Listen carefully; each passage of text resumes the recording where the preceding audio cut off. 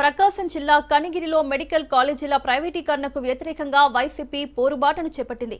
YCP అధిష్టానం పిలుపు మేరకు కనిగిరి వైసీపీ ఇన్ఛార్జ్ దద్దల నారాయణ యాదవ్ ఆధ్వర్యంలో భారీ ర్యాలీ నిర్వహించారు. పట్టణంలోని మున్సిపల్ చైర్మన్ అబ్దుల్ గఫార్ ఇంటి వద్ద నుండి ఆర్డీఓ ఆఫీస్ వరకు భారీ ర్యాలీ సాగింది. ప్రభుత్వం తీసుకున్న నిర్ణయంతో పేద ప్రజలు నష్టపోతారని, పేదలకు అందవలసిన ఉచిత వైద్యం దూరమవుతుందన్నారు నారాయణ యాదవ్. జగన్ హయాంలో ప్రజల కోసం మెడికల్ కాలేజీల నిర్మాణాలను చేపడితే వాటిని కూటమి ప్రభుత్వం తమ అనుకూలతలకు ప్రైవేటీకరణ అనే పేరుతో కార్పొరేట్ సంస్థలకు దారాదత్తం చేసేందుకు సిద్ధమవుతోందని ఆరోపించారు నారాయణ యాదవ్.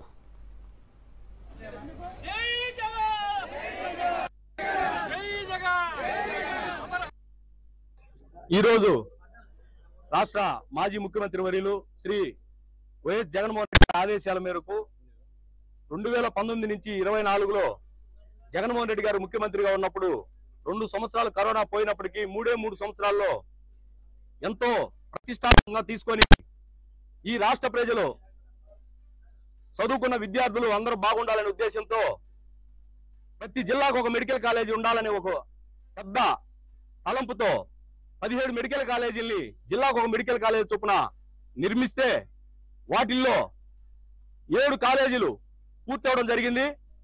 7 కాలేజీలు పూర్తయిన తర్వాత 5 కాలేజీల్లో అడ్మిషన్ కూడా స్టార్ట్ అవడం జరిగింది.